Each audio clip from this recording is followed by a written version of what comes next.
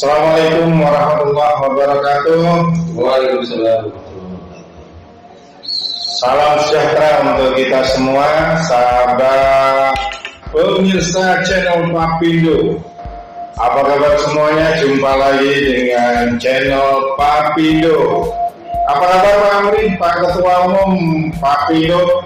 Alhamdulillah sehat bagus. Iya, Pak, kita ini bincang-bincang terkait dengan katakanlah ini semacam kita diskusi tentang dalam sebuah perdagangan impor itu kan ada kasus-kasus gitu kan Pak ya.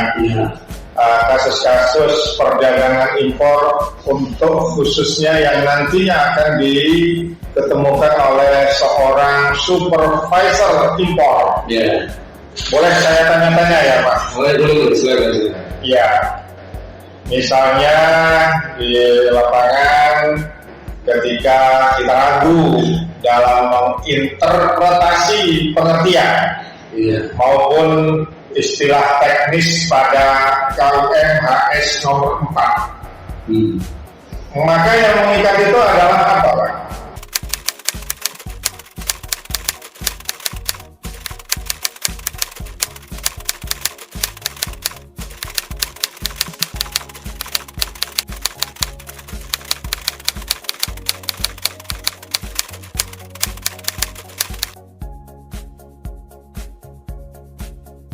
Ya, jadi terkait dengan KUM-HS, yaitu ketentuan umum menginterpretasikan harmonisasi sistem untuk kategori nomor 4. Jika ada keraguan yang berdasarkan ketentuan dari KUM-HS nomor 1, 2, dan 3, maka kita bisa mengambil istilah teknis yang sesuai, itu mengacu kepada teks dalam bahasa Inggris. Oh, teks dalam bahasa Inggris ya. Lalu kemudian misalnya dalam bab 1 catatan 1C mengeluarkan binatang tertentu ke pos 9508. Gitu kan ya? Itu jenis catatan yang digolongkan atau termasuk apa?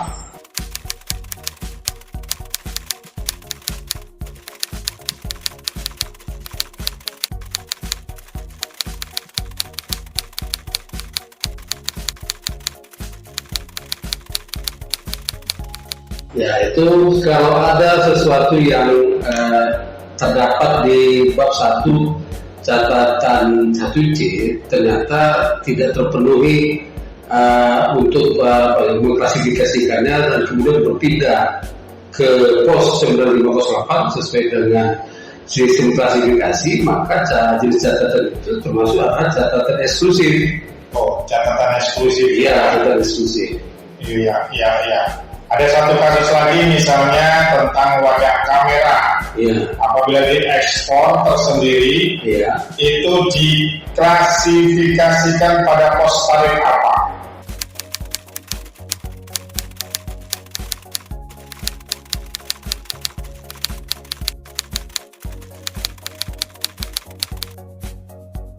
Ya, kalau khusus casing atau wadah kamera apabila diekspor tersendiri, itu diklasifikasikan pada pos tarif casingnya saja. Jadi karena dia dari tersendiri, jadi tidak termasuk kameranya, karena itu adalah bagian terpisah tersendiri. Ya, dia casingnya saja ya, wadahnya saja. Oke. Untuk kemudian misalnya pada publikasi pelengkap HS kode yang diterbitkan oleh WCO adalah sebagai berikut. Misalnya kan, kecuali apa itu Pak?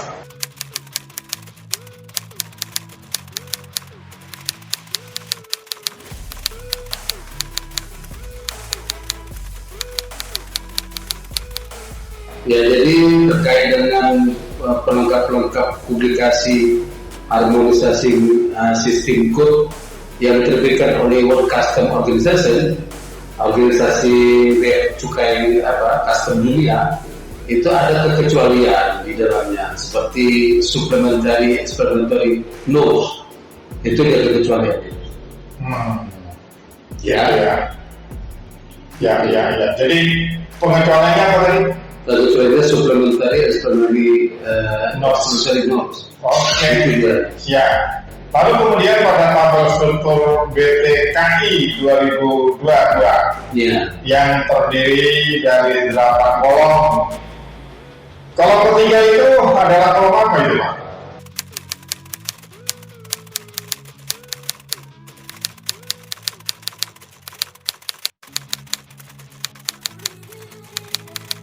Kalau ketiga sesuai dengan buku tarik itu biasanya mengandung description of good, ya, description of goods. Nah, itu dalam bahasa Inggris. Oke. Contoh kasus misalnya lagi electric guitar complete set with hard shell case. Ya. Diklasifikasikan sesuai TUM HS nomor berapa itu?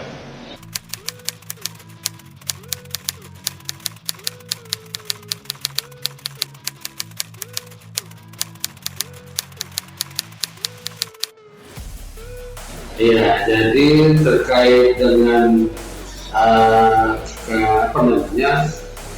ketentuan untuk menginterpretasikan HS code untuk kasus electric guitar complete set with hard shell case itu masuk dalam golongan HS yang 5A. Nah, itu ada 5A, 5B. Itu maksud dia di sini ada dimasukkan klasifikasi di penggolongan 5A. Oke. Nah, ada misalnya sebuah pernyataan yang sesuai dengan pengertian nomor 1 dalam ketentuan umum untuk menginterpretasi harmonious system HUMHS itu adalah judul bagian, judul bab, judul pos, apa yang benar itu, Pak?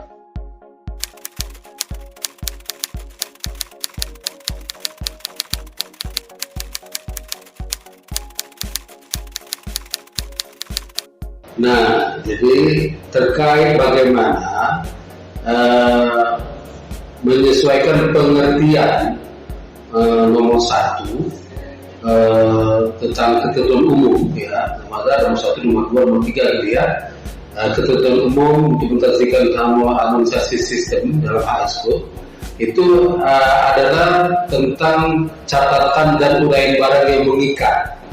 Artinya barang-barang yang akan kita lihat menurut ketentuan umum mengenai HS Code tadi, kita lihat di nomor 1 adalah catatan dan uraian barang yang mengikat terhadap barang itu. Oke. Contoh kasus berikutnya misalnya ada satu set spaghetti yang terdiri dari mie, saus, tomat, saus cabai, dan kecap. Harus diklasifikasikan pada suatu komponen yang paling dominan, yaitu mie dengan pos 19.02. Nah, ini 1902 ya. Menurut ketentuan umum untuk menginterpretasi harmonious system itu nomor berapa ya?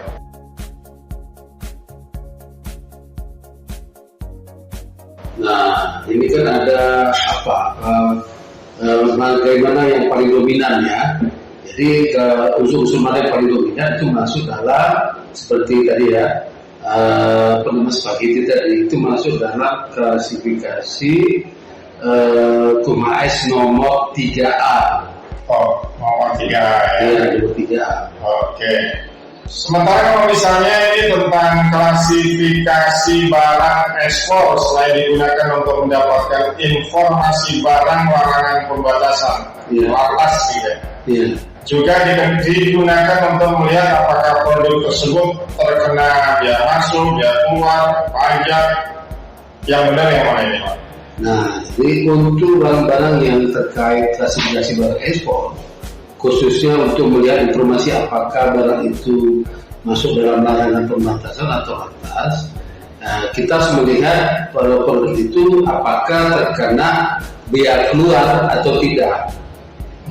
Jadi kita harus lihat bea keluarnya karena terkait barang ekspor. Bea keluarnya ya. Iya. Oke.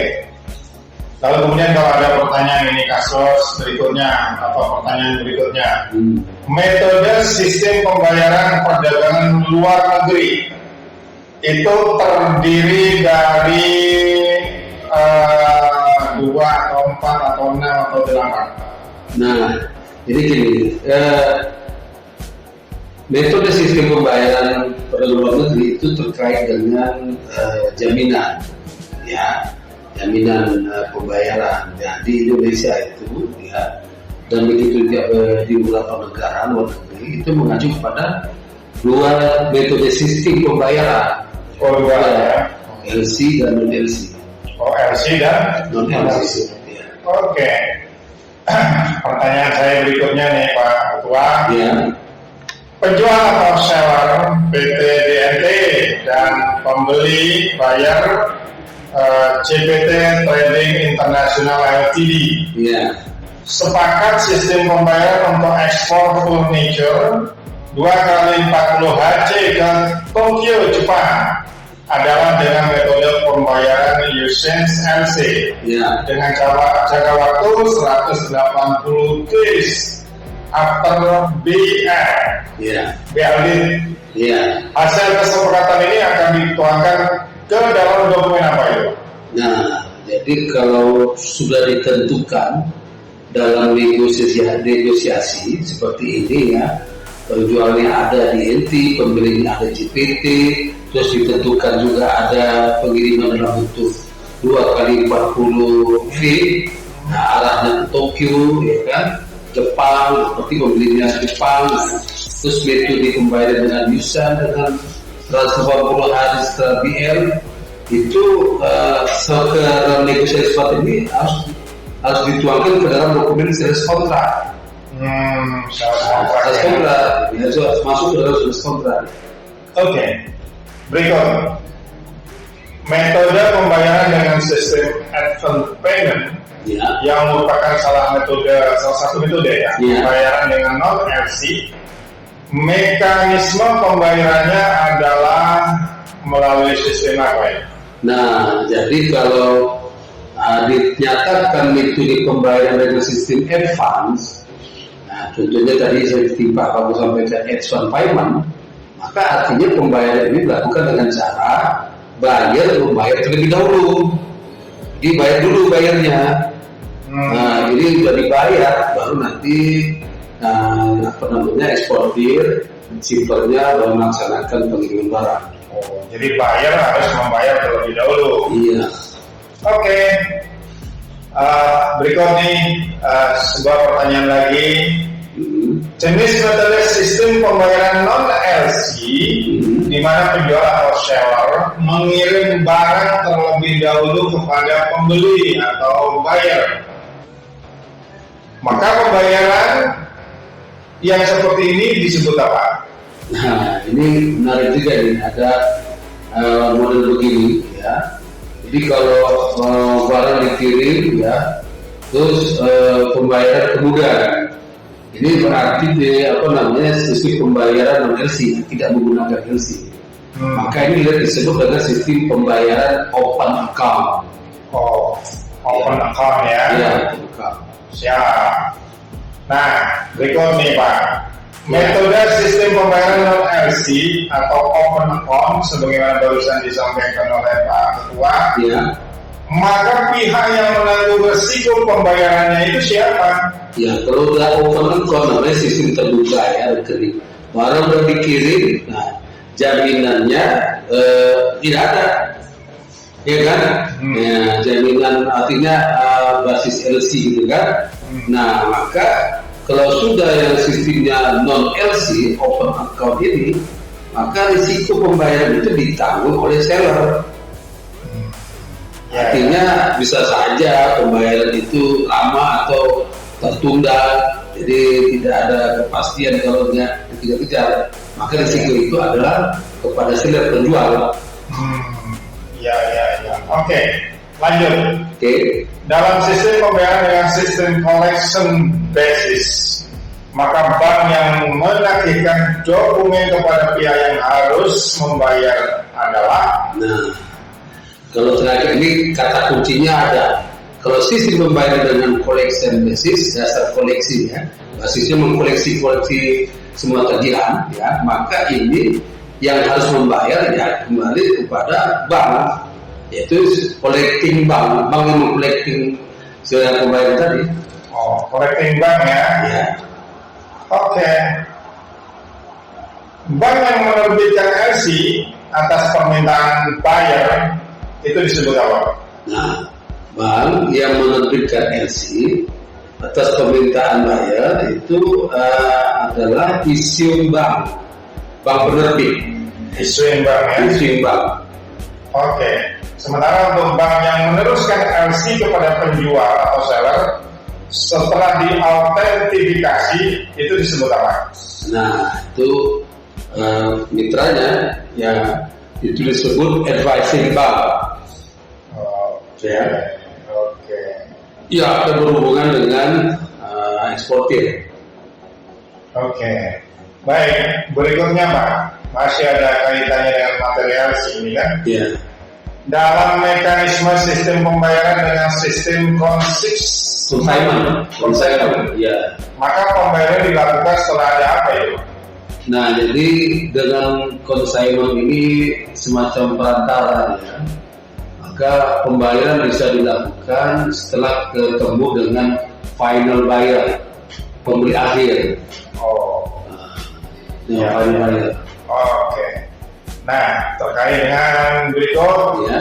LC yang memberi hak kepada beneficiary untuk menyerahkan atau mengalihkan hanya atas LC baik sebagian maupun keseluruhan kepada satu atau lebih beneficiary. Kedua disebut. Nah, jadi kalau ada satu LC yang diserahkan kepada beneficiary dan kemudian beneficiary itu menyerahkan hanya LC itu kepada beneficiary kedua, itu disebut transferable LC. Dia mentransferable LC-nya dari yang pertama ke beneficiary kedua. Itu namanya transferable LC. Oke, terima kasih Pak Ketua. Ya. Sementara pertanyaan saya batasi di bagian video yang pertama ini, beberapa kasus tadi yang sudah saya pertanyakan. Pemirsa channel Papindo, terima kasih. Sampai jumpa di bagian yang kedua. Assalamualaikum warahmatullahi wabarakatuh. Waalaikumsalam warahmatullahi wabarakatuh. Tonton terus channel Papindo. Jangan lupa subscribe, like, comment, and share.